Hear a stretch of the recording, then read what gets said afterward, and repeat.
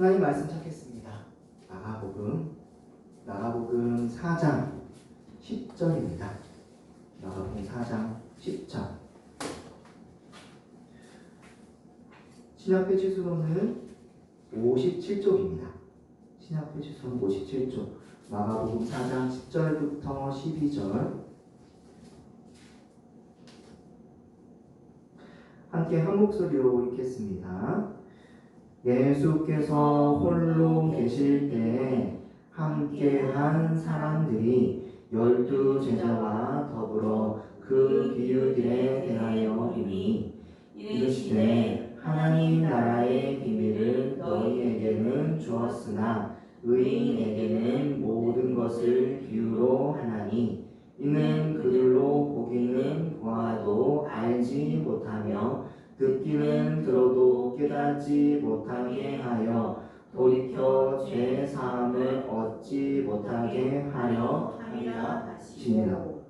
아멘. 네, 오늘 함께 나눌 말씀은 믿음으로 들어가는 하나님 나라라는 말씀의 제목으로 함께 하나님의 은혜를 나누겠습니다. 저희 계속해서 마가복음 말씀을 살펴보고 있습니다. 마가복음 1장 가운데서 우리 하나님 나라에 대한 이야기를 나누었죠.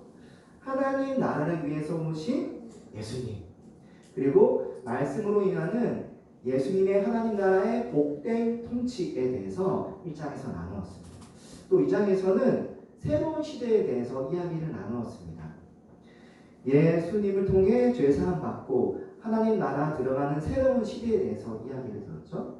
또 하나님 나라의 참된 안식을 누리는 새로운 시대라는 것을 안식에 대해서 한번 이야기 나누었습니다. 그리고 3장에서는 새 시대 하나님의 가족은 교회다. 하나님의 나라 가족 교회에 대한 이야기 나누었죠. 또 4장에 들어와서는 지난주에 우리 교회는 들을 귀 있는 자가 듣고 믿도록 모든 사람에게 차별 없이 하나님 나라를 전파해야 된다라는 이야기를 나누었습니다. 오늘은 그것에 이어서 4장 10절부터 말씀입니다. 전문막에서 예수님은 다시 바닷가에서 나가서 사람들을 가르치셨습니다. 대적하는 자들 때문에 바다로 나오셨지만 여전히 사람들은 예수님에게 계속 나왔습니다. 큰 무리가 모여들었고 예수님은 배에 앉아 바닷가 육지에 그 앉은 무리들에게 가르치셨습니다. 예수님은 여러 가지 비유로 가르치셨어요. 예수님이 비유로 가르친 내용은 하나님 나라. 예수님은 모든 사람이 이 비유를 듣고 깨닫기 원하셨습니다. 그중 마가복음은 예수님의 한 비유에 지난주 집중했었죠? 바로 씨 뿌리는 비유입니다. 농부가 나가서 씨를 뿌렸다는 이야기죠. 씨가 더러는 길가, 더러는 돌가, 또 가시떨기에 떨어졌습니다. 결과는 나쁜 땅에 떨어진 씨는 결실치 못했습니다. 결실한 씨는 오직 좋은 밭에 떨어진 씨였죠. 예수님은 예수님의 하나님 나라 사역을 비유로 말씀하신 겁니다. 많은 사람이 예수님의 사역을 거부했습니다. 그들은 나쁜 땅, 결실치 못한 땅이었습니다. 그러나 비록 적은 수였지만 예수님의 사역에 반응하며 결실한 사람들이 있었어요. 그들은 적었습니다. 하지만 결실은 풍성했죠. 예수님은 예수님의 하나님 나라 사역을 비유로 풀어서 그렇게 말씀하셨던 겁니다. 그 목적은 들을 귀 있는 자가 듣고 깨달아서 결실케 하기 위함이었습니다. 나쁜 땅은 세가, 좋은 땅은 하나. 그러나 들을 귀 있는 자가 들었더니만 그렇게 결실이 풍성하였다. 미래에도 그렇게 풍성하게 될 것이다 라는 이야기였죠. 자, 오늘은 이제 그것을 이어서 한번 계속 말씀을 생각해 보겠습니다. 마가복음 4장 10절 말씀 이렇게 이야기되고 있습니다. 예수께서 홀로 계실 때 함께한 사람들이 12제자와 더불어 그 비유들에 대해 물으니 10절은 예수님이 씨 뿌리는 비유를 다 말씀하신 후 이야기를 전하고 있습니다. 온무리에게 씨 뿌리는 비유를 가르친 직후 예수님은 오늘 홀로 계셨다라고 하고 있어요. 즉 예수님의 비유를 듣고 떠날 사람들은 다 떠났다는 소리죠. 남아있는 자, 그 남은 자에 대한 이야기입니다. 떠난 사람들 중에 비유에 대해서 고민했던 사람들도 분명 있었을 거예요. 그러나 일단 오늘 본문은 당시 떠나고 남은 사람들에게 집중하고 있습니다. 그때 남은 자들을 성경은 예수님과 함께한 사람들과 12제자라고 오늘 말하고 있습니다. 성경은 그들을 보통 제자들이라고 말하죠. 제자들은 예수님의 비유를 듣고 깨달음을 얻은 자들입니다. 그 비유의 신비에 압도되어 더 예수님의 말씀을 듣고 싶어하는 자들이에요. 이제 그 제자들이 예수님께 와서 묻습니다.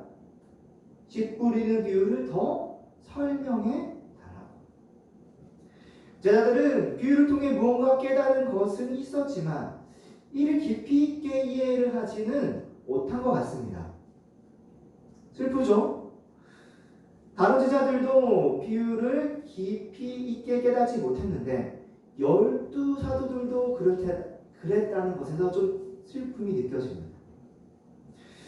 사실 12사도들은 예수님이 지금까지 많은 가르침을 주었기 때문에 쉽게 깨달음을 얻을 수 있었어요. 그러니까 좀 아쉽다는 거죠. 그들의 무지함이 드러나는 순간이었습니다. 그럼에도 예수님은 제자들의 요청을 흔쾌히 받아주셨어요. 오늘 마가복음 4장 11절에 보니까 이르시되 하나님 나라의 비밀을 너희에게는 주었으나 라고 말하고 있습니다.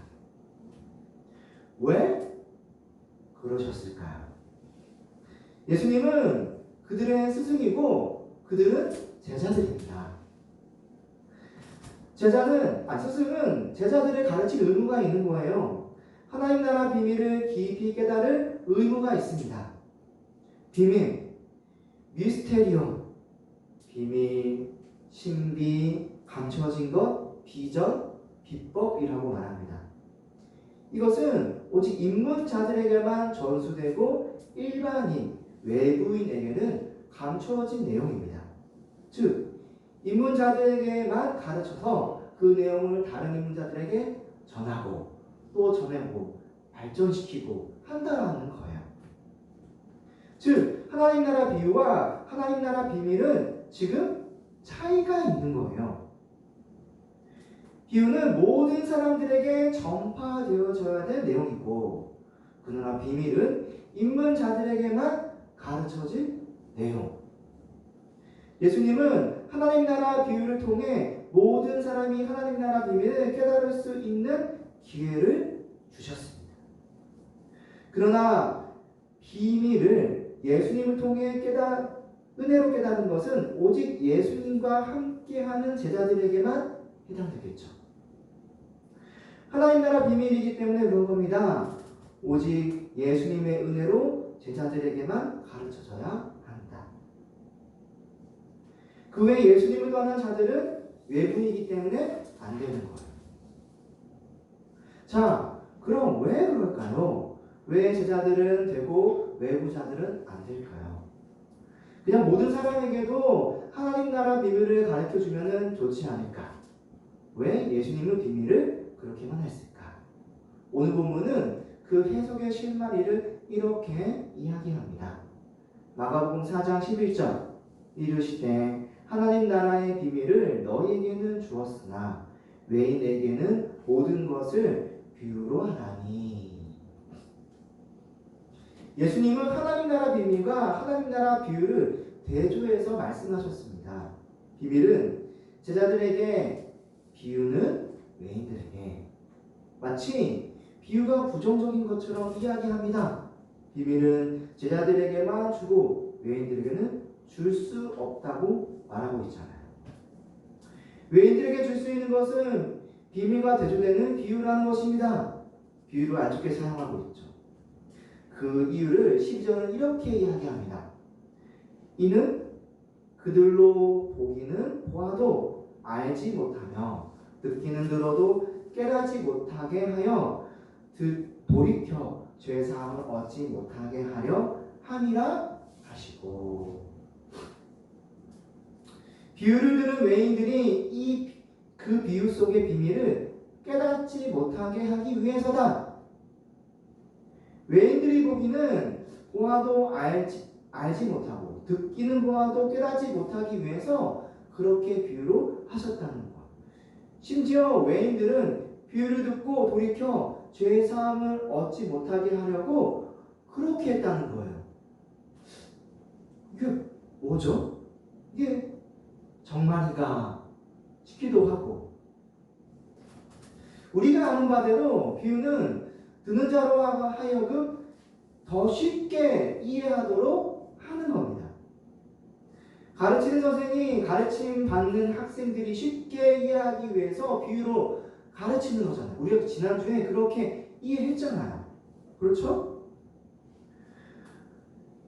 예수님은 그렇게 가르쳤는데, 그래서 들이키는 자들은 깨달아서 주님 앞에서 떠나지 않고 기다렸는데,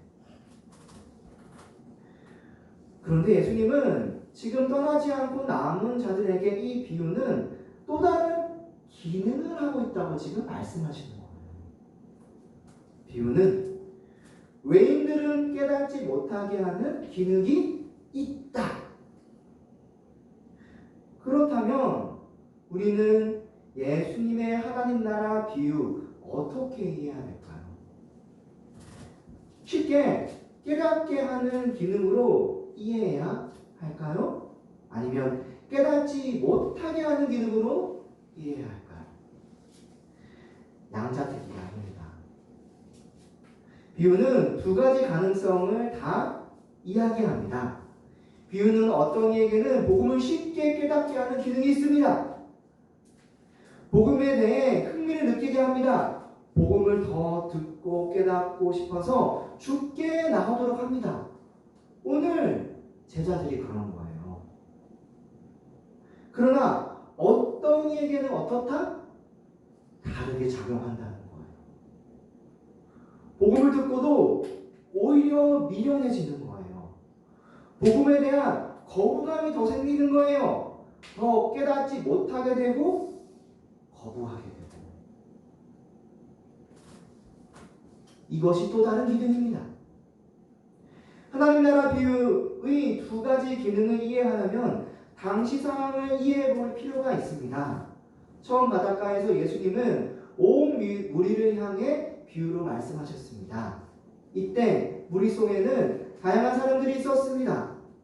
예수님의 기존 제자들도 있고 처음 듣는 자들도, 처음 나온 자들도 있고, 예수님을 대적하는 자들도 있었어요. 예수님은 그 모든 자들에게 비유로 말씀하신 거예요. 2절 말씀에 들으라 말씀하시고, 또 9절 말씀에 들을 귀 있는 자는 들으라 말씀하시고, 반복적으로 말씀하시는 거예요. 우리 지난주 나눴잖아요. 아쿠오, 듣다, 깨닫다, 들어서 깨닫다. 즉 듣기만 하라? 아니에요. 듣고 깨달으라. 예수님은 진정 모든 사람이 듣기를 바라셨습니다. 들을 자들은 진정으로 듣기를 바라셨습니다. 복음을 듣고 깨달은 자들이 있어서 그렇게 죽게 나와 떠나지 않고 더 듣기를. 그러나 그 떠난 자들은 그 떠난 후에는 상황이 다르죠. 하나님 나라 비유를 듣고 두 비유가 나눴던 거예요. 예수님의 12제자, 그리고 함께하는 자, 떠나지 않은 자. 성경은 하나님 나라 비밀을 이야기할 때 외인들은 없었다라고 말을 합니다. 외인들이 누굽니까? 바깥들 아닙니까? 바깥 자들. 예수님 안에는 없고 예수님 밖에 있는 자들. 즉 예수님은 오직 예수님을 믿고 따르는 제자들에게 그 비밀을 풀어서 더 알고 더 알게 해주신다는 거예요. 이를 통해 알 수 있는 것은 비유가 선포될 때 두 가지 역사가 온 무리 안에 나타난다는 것입니다. 한편으로는 어떤 이들이 예수께 나오도록 하고, 다른 한편으로는 예수님을 떠나게 한다.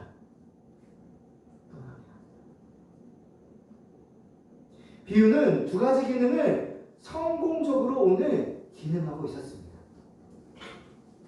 그럼 이제 우리가 질문해야 할 것은 왜 예수님께서 외인들에게는 하나님 나라 비유를 감추셨느냐 하는 거예요. 왜? 깨닫지 못하게 하고 돌이켜 죄사함을 얻지 못하게 하셨을까? 하나님은 모든 사람이 구원받기 원하시는 분 아닌가요? 예수님도 방금 전까지 온 무리 앞에서 비유로 하나님 나라를 가르치셨어요. 듣고 깨달으라고. 아쿠. 남아서 예수님과 함께하는 자들은 예수님을 믿는 자들입니다. 잘 생각해보면 외인들은 그 후에 떠났잖아요. 외인이란 불신자. 예수님을 거부하고 떠난 불신자들에게 어떻게 구원이 있을 수 있을까요? 그들에게 죄사함이 있으면 될까요? 아니죠. 결국 외인들이 죄사함을 받지 못하게 된 것은 그들이 예수님을 믿지 않았기 때문입니다. 믿는 자들에게는 구원, 불신자들에게는 그 구원이 없는 거예요. 복음은 예수를 믿어 구원 얻는 자와 예수를 거부하고 멸망하는 자를 구분짓습니다. 비유가 마치 그런 역할을 하고 있는 겁니다. 예수님께서 남아서 예수님과 함께한 자들에게 하나님 나라 비밀을 밝히신 것은 그들이 하나님의 은혜로 비유를 듣고 깨달아 예수님을 믿었기 때문입니다. 하나님 나라 비유에서 한 걸음 더 나아간 하나님 나라 비유를, 하나님 나라 비밀을 너희는 이제 들을 때가 되었다는 거예요. 예수님은 은혜로 복음을 믿은 자들에게 또한 은혜로 복음의 비밀을 더 깊이 깨닫게 하고 있었습니다.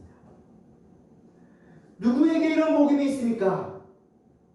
은혜로 믿은 자들입니다. 당시 예수님을 대적하는 분위기가 형성되고 있었습니다. 온 무리가 하나님 나라 복음을 들었지만 그 가운데 떠난 자들도 있었던 때였습니다. 그런데 그 가운데 굳굳이 남아 예수님과 함께하는 자들도 있었죠. 예수님은 그렇게 그들에게 은혜를 베푸셨고 그 은혜가 아니면은 이 비유를 들을 수 없게 하셨고 또 나중에는 그 비밀조차도 들을 수 없게 하신 거예요. 오직 은혜로 더 깊은 은혜로 들어오는 거예요. 비유를 깨닫고 그 말씀 들어 깨닫게 되고 그 가운데 오직 믿음뿐인 겁니다. 그러므로 교회는 어느 누가 말씀을 듣더라도 믿음 없이는 회심하여 하나님 나라에 못 들어감을 우리가 생각해야 됩니다. 이것이 우리가 지금까지 나눈 말씀의 결론입니다. 믿음 없이는 하나님 나라에 들어갈 수 없다. 마가복음은 이미 전문맥 3장에서부터 이런 분위기를 분명히 말하고 있습니다. 예수님과 함께하는 자는 하나님 나라 가족이었다라고 하잖아요. 예수님의 사역을 거부하는 자, 예수님이 어떻게 대하셨습니까? 거짓 가족이라 했어요.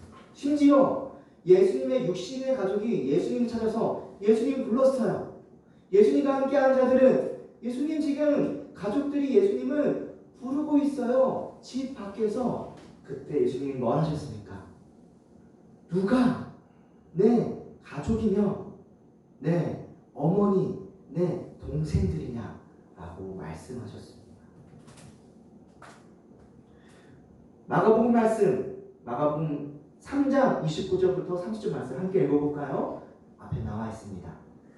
마가복음 3장 29절부터 30절 말씀 앞에 나와 있습니다. 함께 읽겠습니다.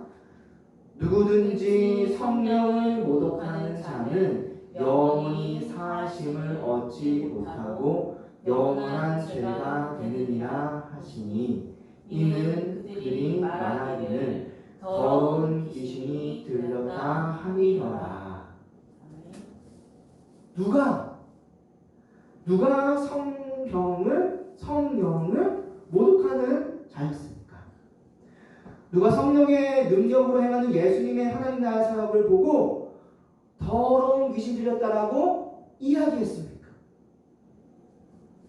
서기관들, 예루살렘에서 내려온 서기관들, 예수님의 가족들, 예수님의 복음을 거부했습니다.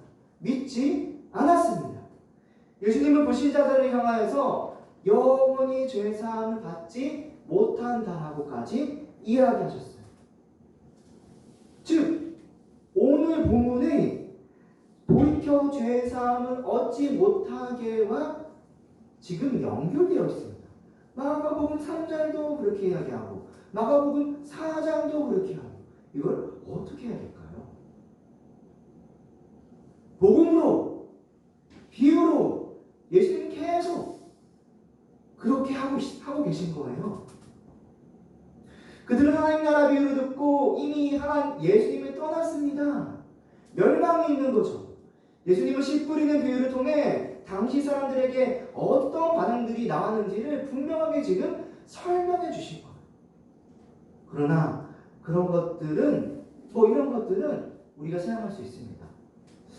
예수님이 당시에 예수님과 함께 있는 자들 12사도들만 지금 구원하시겠다는 것은 아니라는 거예요. 당시 예수님의 말씀을 듣고도 떠난 자들은 절대 구원 못 받는다? 그런 못 받을 운명이다? 그런 것을 이야기하는 그런 결론적인 말씀은 아닙니다.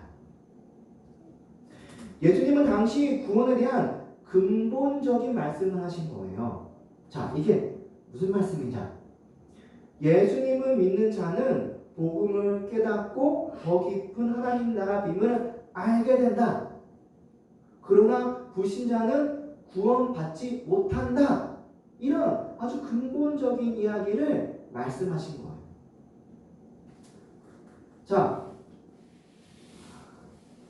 결론적인 이야기.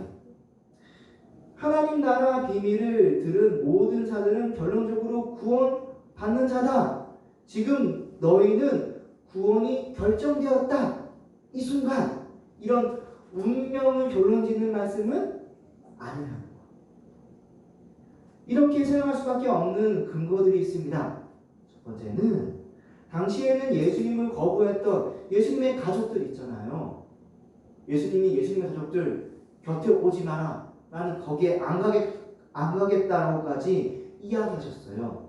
누가 내 어머니면 내 동생들이냐라고까지도 이야기하셨죠. 그런데 그들이 나중에는 예수님을 믿고 초대교회에 합류했어요. 사도행전 1장 말씀 가운데 잘 나와 있잖아요. 마가복음 3장 4장 말씀이 결론적이라면은 이런 일이 절대 있을 수 없습니다.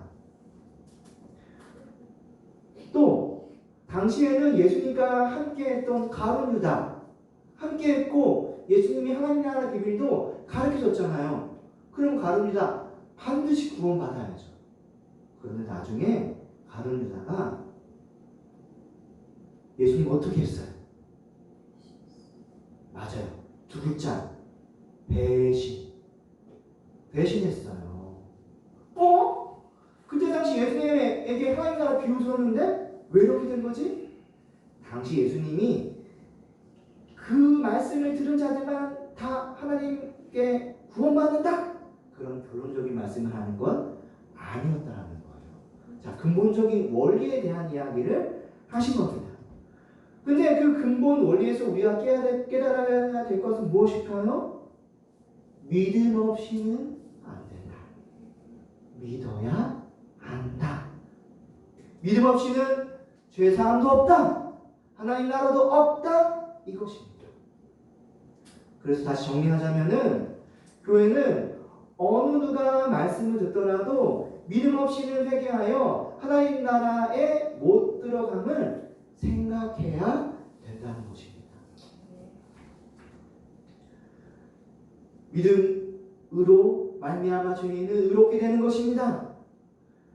의인은 믿음으로 말미암아 산다. 어디에 나와 있나요? 로마서 1장 17절 말씀이죠. 함께 읽겠습니다. 시작. 앞에 나와 있습니다. 시작. 복음에는 하나님의 의가 나타나서 믿음으로 믿음에 이르게 하나니 기록된 바 오직 의인은 믿음으로 말미암아 사리라 같으니라. 아멘. 맞습니다. 의인은 믿음으로 삽니다. 복음을 들을 때 예수 십자가 죄사함 가운데에서 구원받는 그 하나님의 의를 발견하는 거예요. 죄사함으로가 하나님 나라의 의가 예수에게 있음을 믿고 그 믿음으로 말미암아 의롭다함을 얻는 거예요. 의인은 믿음으로 산다.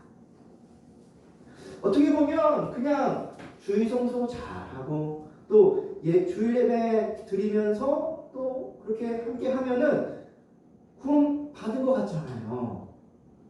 또 선행도 하고 착하게 살고 친구들과 또 예수님 믿는 사람들과 함께하면서 인정도 받으면은 되는 것 같잖아요. 그런데 오늘 말씀은 분명하게 이야기합니다. 믿음으로 말미암아. 특히 교회가 경계해야 할 것은 복음 선포에만 집중해서는 안 된다는 거예요. 신자들이 진정 예수님을 믿고 있는지 안 믿고 있는지 항상 살펴보고 서로 믿을 수 있도록 도와줘야 되는 거예요. 물론 믿음을 억지로 신자들에게 넣을 수는 없겠죠. 믿음이 눈에 보이지 않잖아요. 어떻게 할 수 없잖아요. 믿음은 그래서 은혜고 또 믿음은 성령의 역사입니다. 그러나 그럼에도 우리가 애쓸 수밖에 없는 것, 애써야 하는 것, 믿음은 들으면서 나기 때문입니다. 로마서 10장 10절 말씀이 이렇게 우리에게 이야기해주고 있습니다. 앞에 나와 있습니다. 함께 읽어볼까요? 시작. 그러므로 믿음은 들음에서 나며 들음은 그리스도의 말씀으로 말미암았습니다. 아멘. 교회는 믿음을 몸속에 넣을 수 없지만 복음을 들을 수 있게는 합니다. 이것이 교회의 일이죠. 교회는 신자가 복음을 들어 예수님을 진심으로 믿고 의지할 수 있도록 인도해야 됩니다. 그렇게 복음을 선포해야 됩니다. 언제요? 주일날 때. 언제요? 주일날 성도의 교제를 할 때, 또 평일에라도 또 그런 믿음의 교제를 할 때가 있다면 사적으로도 할 수 있어야 됩니다. 들은 복음의 내용을 그렇게 나누고 믿음을 세우고 믿음으로 경고하게 될 때 그 믿음으로 말미암아 우리의 거룩에 그 구원이 분명히 눈앞에 드러나게 되는 거예요. 흔들리지 않게 되는 거예요.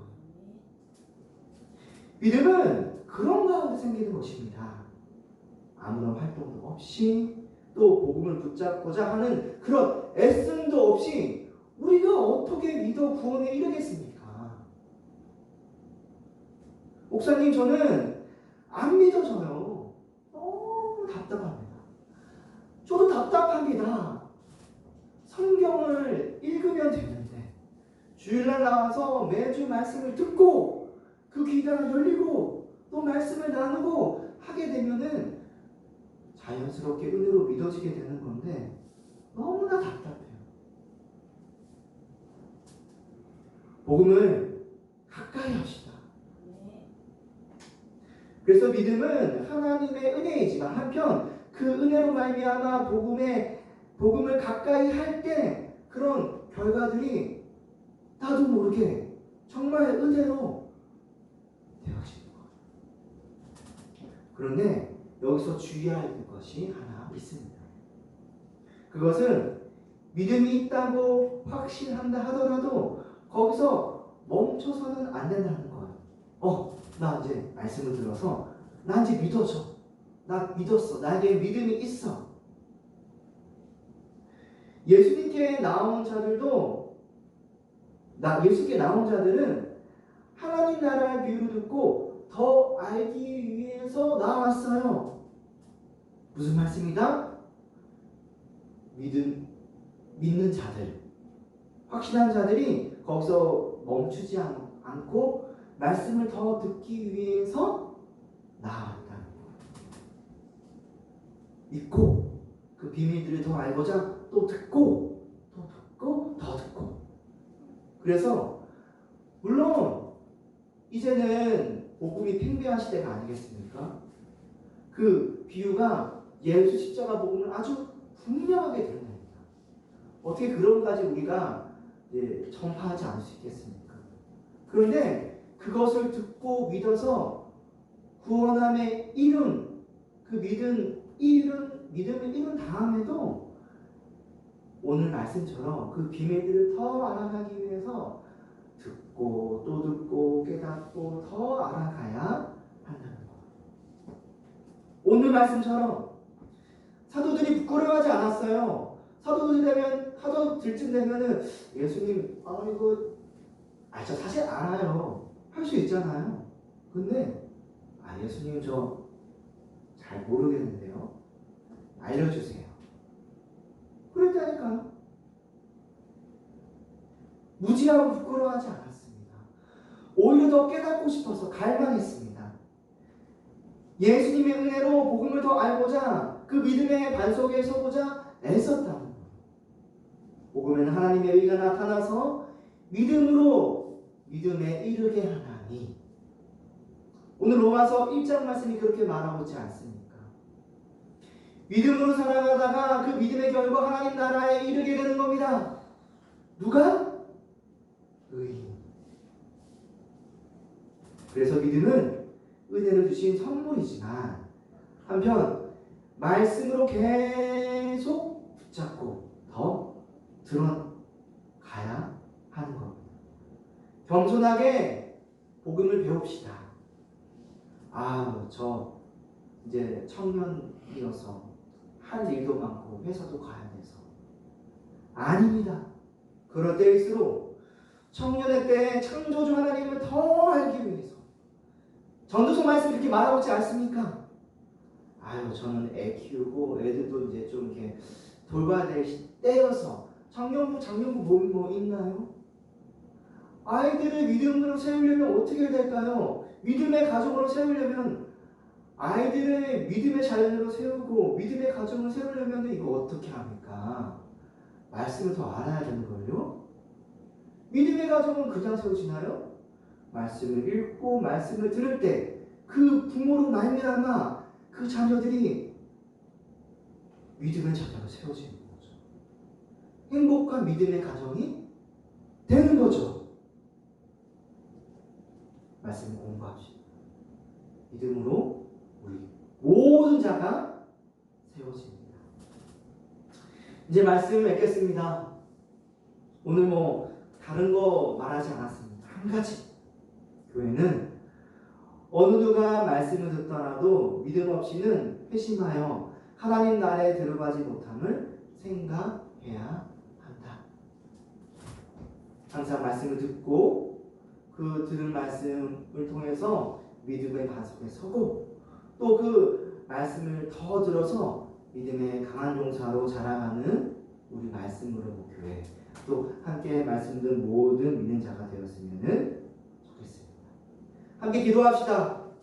기도할 때 주님, 제가 말씀 듣는 것에 게을리 하였습니다. 제가 이제 말씀을 듣겠습니다. 주님, 제가 평소에 말씀 읽는 것을 부족하게 하였습니다. 주님께서 주신 그 말씀, 이제 성경 66권의 그 비밀들이 내 손안에 쥐어졌는데 이 복음의 말씀이 팽배한 이 시절에 말씀을 읽고 한 걸음씩 더 나아가게 해주시옵소서. 하나님의 비밀을 더 깨달아가고 싶습니다. 제가 갈망합니다. 제가 믿음의 용사 되겠습니다. 믿음의 가정을 일으키겠습니다. 주여 나를 도와주시옵소서.